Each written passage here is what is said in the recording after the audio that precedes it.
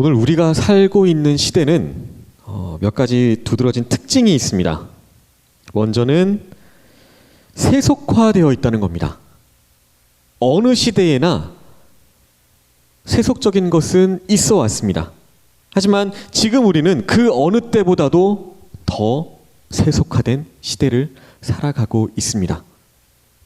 사람들에게 있어서 미래나 또한 자신이 죽은 후에 내세에 그것들에 대한 관심은 점점 줄어들고 있습니다. 이런 것들보다 지금 자신들이 당장 먹고 사는 것, 아니면 더 즐기고 더 느끼는 것에 사람들의 관심이 더 집중되어 있습니다.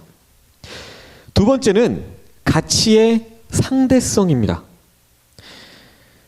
더 이상 절대적인 진리를 추구하려고 하지 않습니다.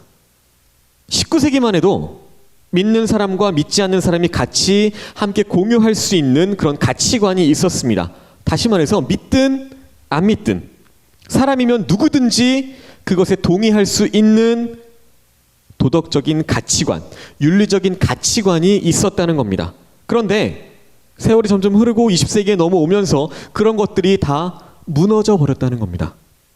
사람들은 전통적인 도덕 체계에 도전을 하기 시작합니다. 예를 들면 이런 겁니다. 왜 남자는 꼭 여자와 결혼해야 하는가? 왜 여자는 남자와 결혼해야 하는가? 남자끼리, 여자끼리 결혼을 하면 안 되는가? 안 되면 왜 안 되며 이것은 도대체 누가 정한 것인가? 이러한 질문을 던지면서 우리가 보편적으로 알고 있고 공감하는 그 공통적인 도덕적인 가치관에 정면으로 도전을 하고 있는 겁니다. 지금도 계속해서 기사가 쏟아져 나옵니다. 세계 여기저기에서 그런 동성애 합법화에 대한 자신들을 인정해달라는 그런 시위나 아니면 퀴어 축제들, 그런 것들이 지금도 끊이지 않고 나타나고 있습니다. 세 번째는 실용주의입니다.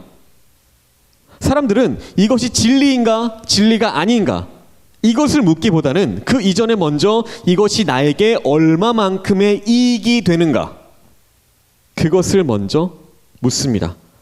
자신에게 이득을 가져다 준다고 느끼는 것은 그것이 비록 정상적인 것이 아닐지라도 그것을 추구한다는 겁니다. 그런데 참 신기하게도 그럼에도 오늘날 사람들은 이런 다원주의와 상대주의, 이런 것들을 스쳐가며 살아가면서도 삶에 대한 가치를 규정해 줄 수 있는 확실한 기준을 찾고 있습니다. 결코 변함이 없고 믿을 수 있는 그 확실한 기준, 그것이 과연 무엇일까요?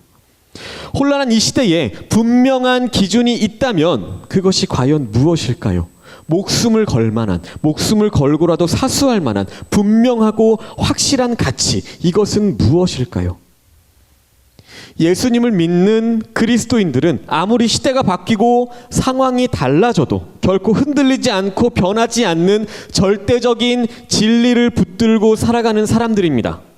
그것이 바로 하나님의 말씀입니다. 우리는 하나님 중심의 세계관, 그리고 말씀 중심의 가치관으로 무장해야 합니다. 그리고 이 세상에 갈 바를 알지 못하고 헤매이는 그 영혼들을 구원해낼 수 있어야 합니다. 우리가 잘 알다시피 다윗은 지금 우리가 겪고 있는 이런 어려운 상황들보다도 훨씬 더 어려운 시대를 살아왔던 사람입니다. 어린 나이에 사울왕 때문에 자신의 운명이 어떻게 될지 한치 앞도 내다볼 수 없는 그런 힘든 삶을 살았습니다. 도망쳐 다녔습니다. 그럼에도 불구하고 다윗이 그런 위기 상황을 다 극복하고 흩어진 이스라엘 민족을 하나로 통일시키는 하나님의 사람으로 쓰임을 받게 됩니다. 그 힘이 과연 어디에서 나왔을까요? 그것은 다윗이 결코 변함이 없고 믿을 수 있는 확실한 기준, 그것을 붙들고 살았기 때문입니다. 세상 사람들은 자기를 미워하고 자신에게 해를 끼친 사람들에게 더 큰 악으로 갚으려고 합니다. 평생 동안 자신의 그 원수를 미워하면서 자기의 인생의 그 시간을 낭비하는 사람들도 있습니다. 내가 내 때의 원수를 갚지 못하면 내 후대에까지도 그 원수 갚는 것을 물려주는 경우들도 있습니다. 이렇게 인과응보의 원리를 따라 살아가는 우리 연약한 사람들의 모습입니다. 하지만 그 악을 악으로 갚는다면, 악을 더 큰 악으로 갚는다면 어떻게 될까요? 악순환만 계속해서 반복될 것입니다. 똑같은 복수가 반복될 것입니다. 피는 또 다른 피를 불러오게 됩니다. 그래서 성경은 분명히 우리에게 말씀합니다. 원수도 사랑해라. 악을 악으로 갚지 말고 선으로 악을 이겨라. 이 말씀을 과연 우리의 삶에도 적용을 할 수 있을까요? 사랑해야 될 사람조차 제대로 사랑하지 못하고 살아가는 세상입니다. 그런 세상에서 우리가 어떻게 원수를 사랑하고 나에게 아픔과 고통을 안겨준 사람, 그러한 사람까지도 어떻게 우리가 선대할 수 있을까요? 어쩌면 아무것도 아닌 굉장히 사소한 것에도 화를 내거나 싸우고 싶어하는 것이 우리의 솔직한 모습일지도 모릅니다. 그런데 나에게 직접적인 해를 끼쳤다거나 억울한 일을 당했을 때에 용서해주고 사랑해준다는 것, 정말로 굉장히 어렵고 힘든 일일 것입니다. 그럼에도 불구하고 하나님께서는 우리에게 선으로 악을 이기라고, 원수까지도 사랑하라고 말씀하십니다. 그렇게 말씀을 하실 때에는 거기에 분명한 이유가 있지 않을까요? 또 그렇게 할 수 있는 지혜와 능력까지도 우리에게 허락해 주시지 않을까요? 오늘 본문에 보면 선으로 악을 이기는 다윗의 모습을 보여주고 있습니다. 다윗은 지금 아무런 죄도 없이 사울 왕에게 쫓겨다니고 있습니다. 다윗이 어떤 사람인가요? 블레셋과의 전투에서 골리앗을 이깁니다. 이스라엘을 위기에서 건져냈습니다. 사울 왕이 그 나쁜 악신이 들렸을 때에 악기를 연주해서 그 악신까지 물리쳐 주었습니다. 그런데도 사울 왕은 백성들이 자기보다 다윗을 더 높이 평가하는 것에 대해서 그 마음에 시기심과 미움이 발동하기 시작합니다. 결국 그것이 증오가 되고 다윗을 죽이려고 창을 던지는 데까지 이릅니다. 그리고 지금은 많은 군사들을 거느리고 다윗을 죽이려고 엔게디라는 곳까지 쫓아왔습니다. 이런 과정에서 다윗은 적의 땅인 블레셋까지 도망을 간 경우도 있습니다. 무려 10년이 넘도록 사울왕은 다윗을 죽이려고 쫓아다녔습니다. 그럼에도 다윗의 마음을 보면 굉장히 한결같습니다. 마치 천사를 보는 것 같습니다. 이스라엘의 국경 도시였던 그 그일라 지역이 블레셋 사람들에게 점령당했다는 소식을 다윗이 듣습니다. 그렇다면 이 문제는 과연 누가 해결해야 될까요? 저번 주에도 말씀드렸지만 나라의 그 영토와 백성의 안위를 지켜야 하는 의무를 이행해야 하는 사람, 바로 왕입니다. 당연히 이스라엘의 왕이었던 사울이 그 문제를 해결해 주는 것이 맞습니다. 그런데 사울 왕은 지금 나라의 일은 안중에도 없습니다. 오로지 다윗을 잡는 일에만 혈안이 되어 있습니다. 그런데 다윗은 도망을 다니는 중에도 하나님께 기도합니다. 그리고 그일라에 올라가서 그들을 구해줍니다. 이 정도가 되면 사울 왕도 이제 다윗의 마음을 헤아려야 하는 게 맞습니다. 다윗을 쫓아다니는 일을 그쳐야 하는 것이 맞습니다. 그럼에도 사울 왕에게서 하나님의 영이 떠나니까 마음이 강팍해진 사울 왕은 다윗을 잡기 위해서 끝까지 쫓아다니는 것을 볼 수 있습니다. 사울 왕이 다윗이 엔게디 광야로 도망갔다는 정보를 듣게 됩니다. 엔게디 광야는 사해바다 근처에 있는 지역이고요. 그리고 자연동굴이 많아서 숨을 수 있는 지형이 굉장히 많다고 합니다. 이 소식을 전해 들은 사울 왕이 급하게 3,000명의 군대를 이끌고 엔게디 광야에 이르게 됩니다. 그런데 때마침 사울 왕이 그때에 속이 안 좋았는지 용변을 보기 위해서 한 동굴 속으로 들어가게 됩니다. 또 신기하게도 원수는 외나무 다리에서 만난다고 하필이면 다윗과 그 일행이 숨어 있는 그 굴로 사울 왕이 들어갑니다. 사람이 밝은 곳에 있다가 어두운 곳에 들어가면 앞을 보기까지, 적응하기까지 적당한 시간이 걸립니다. 하지만 그 안에 이미 들어와 있던 사람은 누가 들어오는지 훤히 볼 수 있습니다. 사울 왕이 용변을 보기 위해서 그 굴에 들어와서 무기들을 내려놓습니다. 그리고 호위하는 군사들도 따라 들어오지 않습니다. 이러한 상황 속에서 다윗이 사울 왕을 죽이는 것 아무것도 아닙니다. 이러한 상황에서 다윗을 따르던 자들이 다윗에게 이렇게 이야기합니다. 이것은 하나님께서 우리에게 주신 기회입니다. 결단만 하십시오. 우리가 다 알아서 해결하겠습니다. 재촉을 합니다. 하지만 다윗은 사울 왕의 겉 옷자락만 조용히 베었다고 합니다.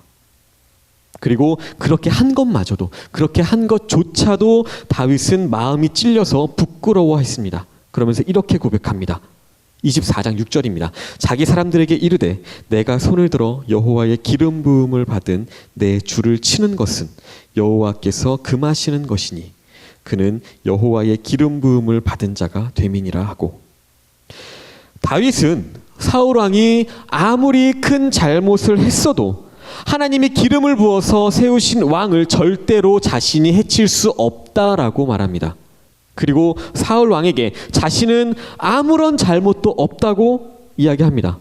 하나님이 함께 하시기 때문에 얼마든지 사울 왕을 죽일 수 있는 힘이 있었지만 자기 손으로는 왕을 해하지 않겠다고 말을 합니다.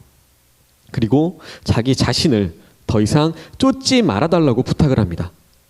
원수에 대한 보복도 자신에 대한 미래도 다 하나님께 맡기고 있습니다. 오늘 읽으신 본문 말씀은 이런 다윗을 보고 달라진 사울 왕의 모습이 나옵니다. 다윗이 자신에게 선대한 사실을 듣고 다윗이 자기보다 한 수 위에 있다고 말을 합니다. 그리고 다윗을 축복해주는 사울의 모습을 볼 수 있습니다. 하나님께서 선으로 갚아주실 것이다. 내가 반드시 이스라엘의 왕이 될 것이다. 그리고 너를 통해서 이 이스라엘 나라가 견고히 서갈 것이다. 네가 왕이 되거든 우리 후손들을 멸하지 말고 선대해달라라고 부탁을 하며 당부를 합니다. 물론 이 사울의 변화는 일시적인 변화였습니다. 하지만 그렇게 강팍했던 사울 왕의 마음이 깨짐으로써 다윗을 오히려 축복해주는 사람으로 변화가 됩니다. 다윗의 선함이 사울 왕의 악함을 보게 했던 것입니다.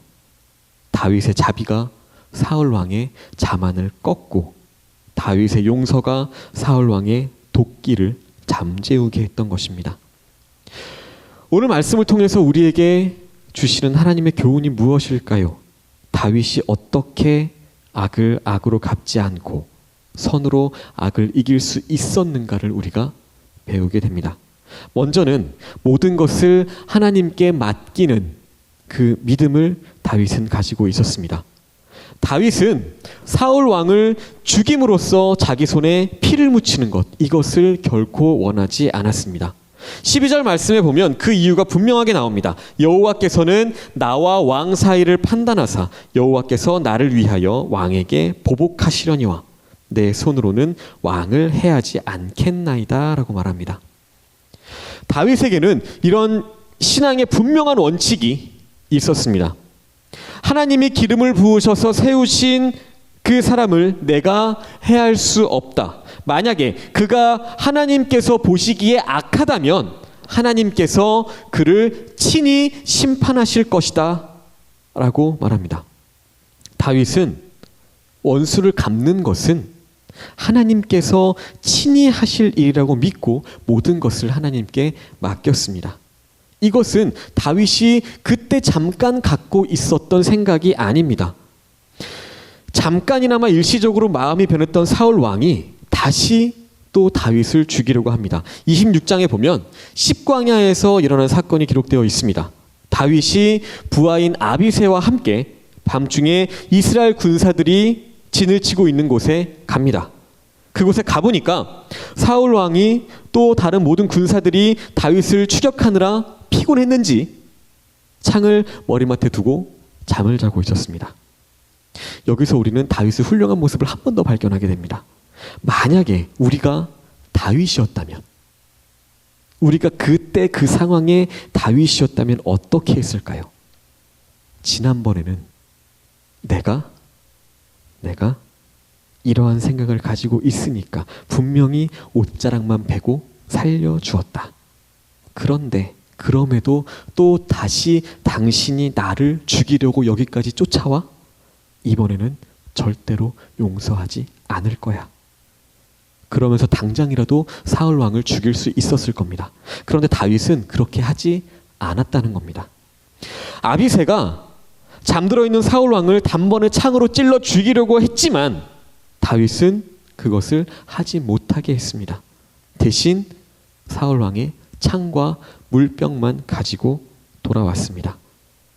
이런 다윗의 모습을 보면 사무엘이 처음 이새의 집에 갔을 때, 그래서 다윗과 처음 만났을 때 하나님께서, 하나님은 외모를 보시는 것이 아니라 중심을 보신다고 하셨던 그 말씀이 어떤 의미인지 알게 되는 것 같습니다.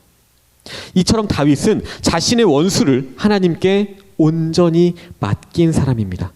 한 번만 그랬던 것이 아니라 늘 하나님께 맡겼습니다. 오늘 우리에게도 이러한 다윗의 믿음이 필요합니다. 왜냐하면 우리에게는 원수를 갚을 수 있는 그 어떤 권한도 없기 때문입니다. 하나님은 바울을 통해서 로마에 살고 있는 성도들에게 이렇게 권면하고 있습니다. 황제를 신으로 섬기지 않으면 죽이고 불 속에 집어넣고 사자굴에 던지는 그런 핍박이 계속되는 상황입니다. 당장이라도 핍박하는 자들을 하나님께서 치셨으면 하는 그런 마음뿐이었을 겁니다. 그런데 그곳의 성도들을 향해서 바울이 이렇게 말합니다. 로마서 12장 17절 19절입니다. 아무에게도 악을 악으로 갚지 말고 모든 사람 앞에서 선한 일을 도모하라. 할 수 있거든 너희로서는 모든 사람과 더불어 화목하라. 내 사랑하는 자들아, 너희가 친히 원수를 갚지 말고 하나님의 진노하심에 맡기라. 기록되었을 때 원수 갚는 것이 내게 있으니 내가 갚으리라고 주께서 말씀하시니라. 아무리 화가 나고 내가 내 힘으로 죽이고 싶은 상황일지라도 악을 악으로 갚지 말라고 권면하고 있습니다. 모든 사람 앞에서 선한 일을 도모하라고 당부하고 있습니다. 할 수만 있으면 모든 사람과 더불어 화목을 이루라고 말합니다. 너희가 스스로 원수를 갚지 말고 하나님께 다 맡기라고 말합니다. 그렇게 해야 되는 이유가 무엇일까요? 원수를 갚는 것은 전적으로 하나님의 주권이기 때문입니다. 그런데 지금 이 말씀을 보고 듣고 있는 우리가 이 말씀을 그대로 받아들이기 쉬울까요?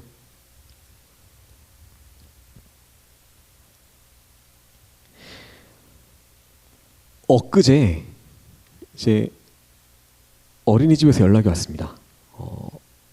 저희 딸아이가 이제 그날 날씨가 좋아서 아이들을 데리고 근처에 놀이터에 갔는데 거기서 이제 그물 모양의 놀이기구를 거기에 밟고 이렇게 지나가는 건데 거기에서 넘어졌답니다. 떨어져서 이제 여기 안쪽에 사타구니 쪽이 좀 쓸렸답니다. 그래서 선생님하고 이제 원장 선생님하고 같이 병원을 갔다가 이제 돌아왔다고 저에게 연락이 왔습니다. 그리고 어제 이제 새아를 어린이집에 데리고 집에 오러 하원시키려고 이제 갔는데 어떤 선생님 한 분이 저한테 그러시더라고요. 참 이상하죠? 놀이기구가 날카로운 것도 아니고 그렇다고 새아가 옷을 안 입은 것도 아니고 속옷에 바지까지 다 입었는데 왜 여기가 이렇게까지 쓸렸을까요? 참 신기하네요.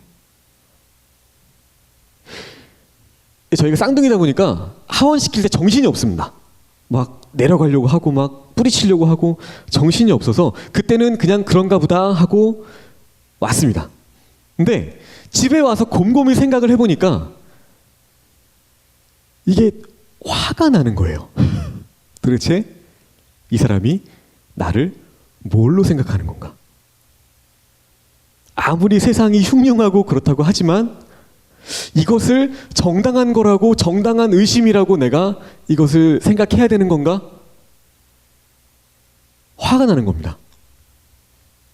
이 말씀을 준비하고 있는 중에도 화가 나는 겁니다. 그래서 제가 이것을 어떻게 가서 따져야 내 마음이 후련할까?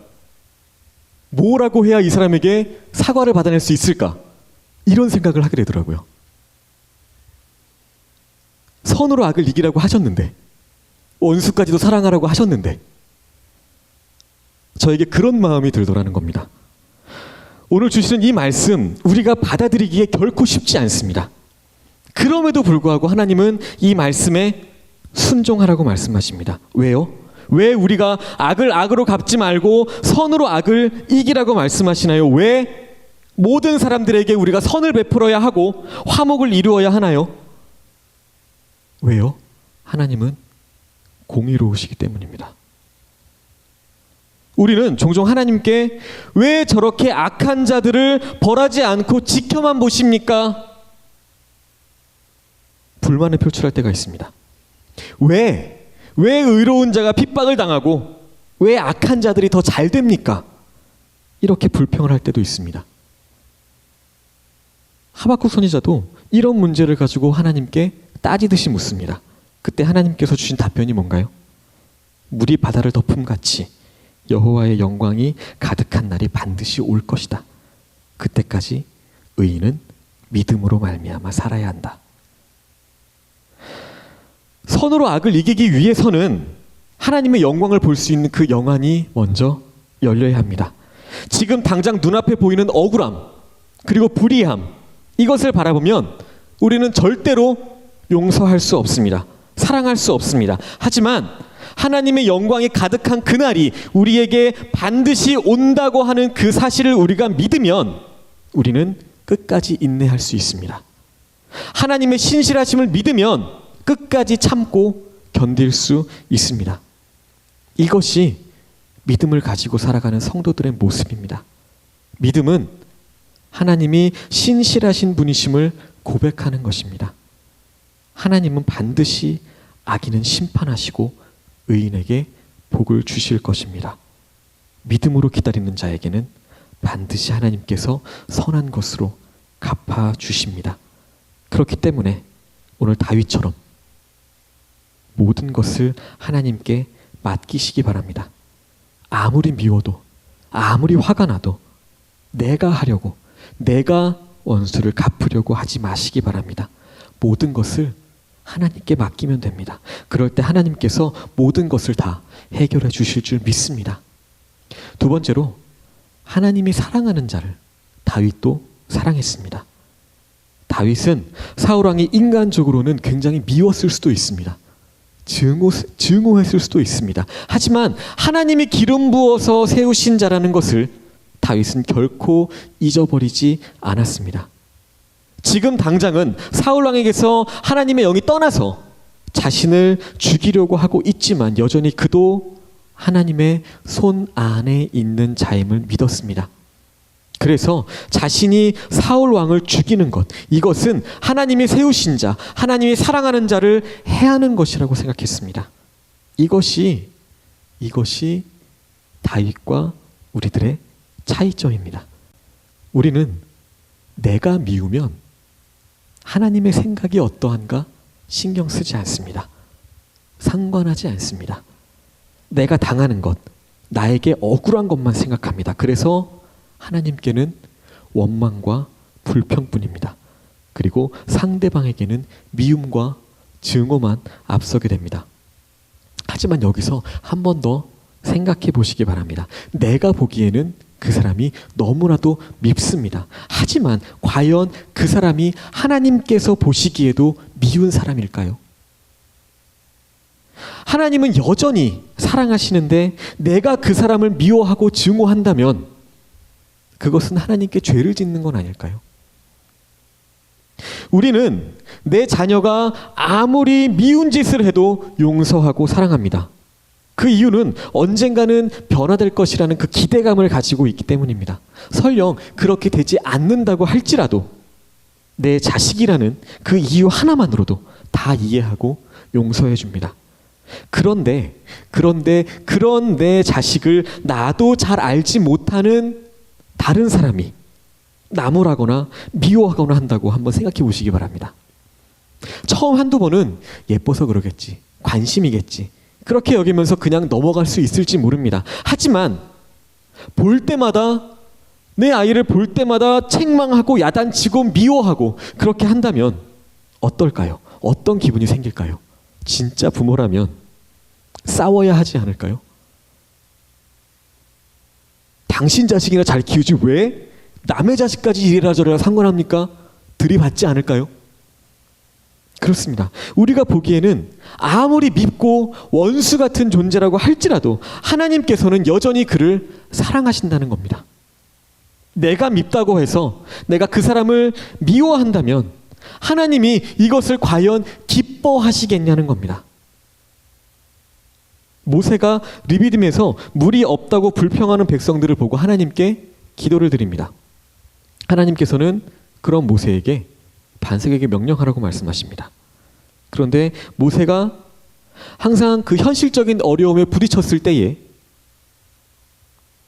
자신에게 또 하나님께 대드는 이스라엘 백성들에게 그 순간적으로 미움의 마음이 치솟았던 것 같습니다. 그래서 모세는 지팡이를 가지고 반석을 2번이나 내리칩니다. 그러자 반석에서는 물이 나옵니다. 문제는 하나님께서 그러한 모세의 모습을 전혀 기뻐하지 않으셨다는 겁니다.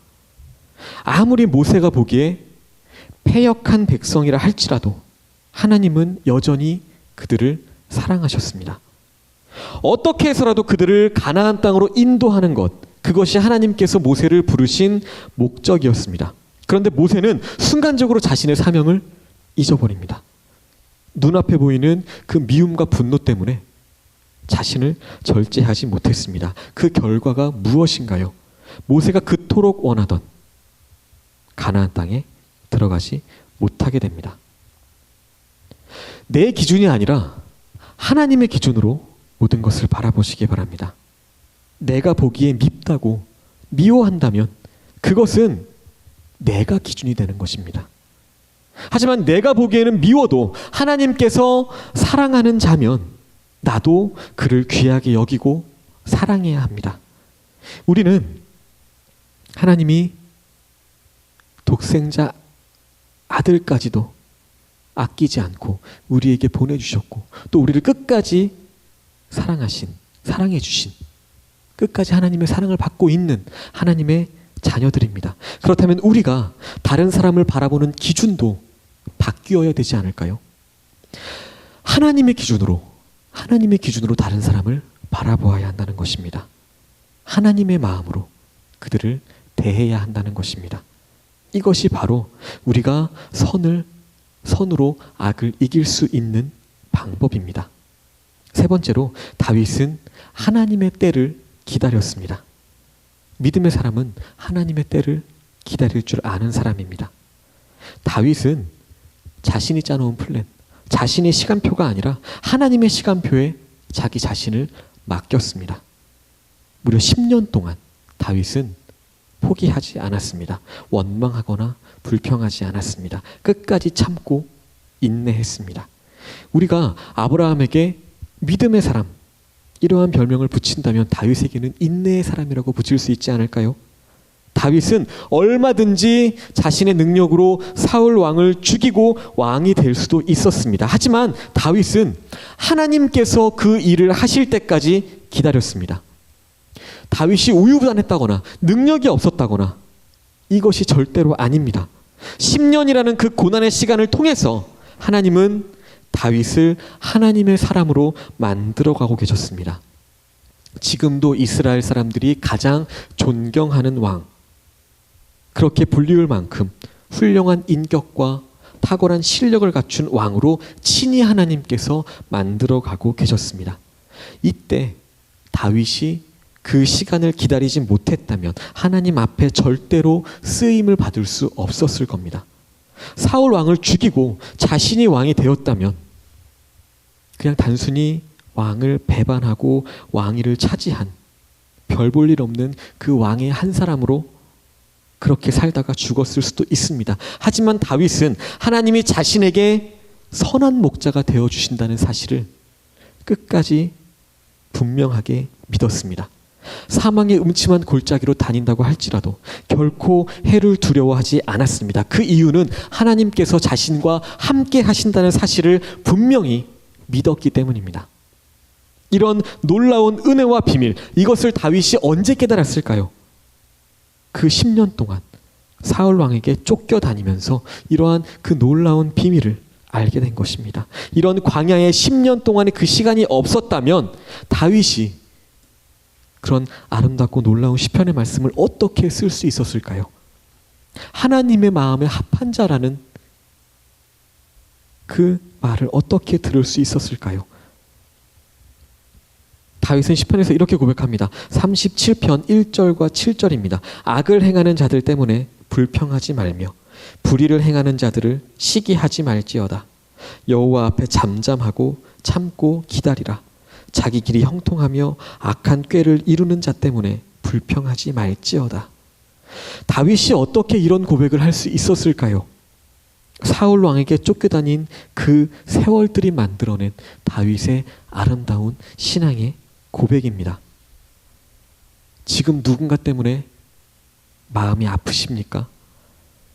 누군가로 말미암아서 눈물이 나고 너무 억울해서 잠도 오지 않으십니까? 그것은 나를 깨우치시고 나를 새롭게 만들어 가시는 하나님의 작업입니다. 부족한 나를 새롭게 만들어 가시는 하나님의 특별한 그 훈련의 과정입니다. 그런 하나님을 신뢰하면서 끝까지 인내하시기 바랍니다.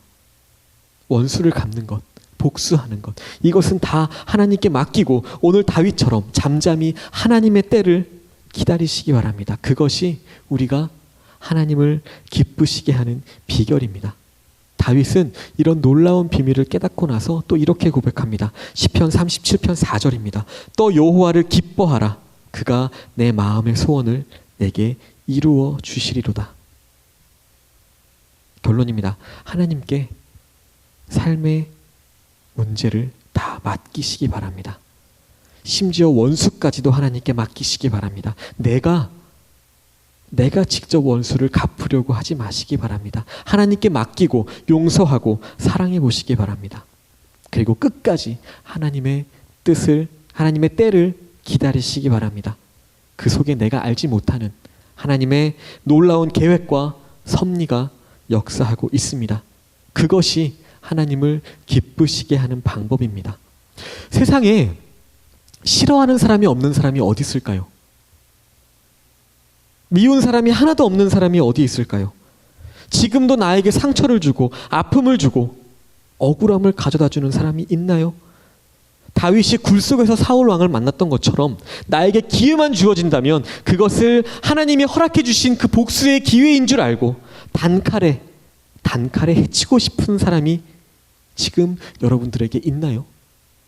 하지만 하나님은 저와 여러분들이 그렇게 살기를 원하시지 않습니다. 하나님은 우리가 다윗처럼 살기를 원하십니다. 용서하기를 원하십니다. 용서할 뿐만 아니라 사랑하기를 원하십니다. 우리는 그것을 절대로 불가능한 일이라고, 이론적으로만 가능한 일이라고 생각합니다. 하지만 하나님은 절대로 그렇게 생각하지 않으십니다. 상처를 붙들고 살지 마시고 하나님의 은혜를 붙잡고 살아가시기 바랍니다. 내 기준으로 세상과 사람을 바라보지 마시고 십자가를 통해서 하나님의 기준으로 바라보시기 바랍니다. 그럴 때에 나에게서 원수가 없어지고 하나님께서 사랑하시는 사람들이 보이게 될 것입니다. 사울왕 같이 미운 사람도 용서할 수 있는 그런 다윗과 같은 성숙한 그리스도인이 될 수 있습니다. 이것이 바로 선으로 악을 이기는 지혜로운 그리스도인의 모습입니다. 우리는 주님의 놀라운 사랑으로 말미암아서 이미 용서를 받았습니다. 그렇다면 우리도 우리의 형제와 이웃을 용서해야 할 의무와 책임이 있는 것입니다. 우리가 선으로 악을 이기는 삶을 살아가야 하는 것입니다. 그럴 때 하나님께서 우리에게 은혜를 베풀어 주실 것입니다. 우리에게 더 좋은 곳으로 채워 주실 것입니다. 자, 이제 우리가 어떻게 살아야 할까요? 어떻게 사는 것이 하나님을 기쁘시게 하는 일일까요? 지금 내가 미워하고 있는 사람, 내가 원망하고 있는 사람 용서하시고 사랑하시기 바랍니다. 오늘 다윗이 그랬던 것처럼 저와 여러분도 악을 선으로 이기는, 용서하고 사랑하면서 살아가는 그러한 믿음의 삶이 되시기를 예수님의 이름으로 간절히 소원합니다. 함께 기도하겠습니다.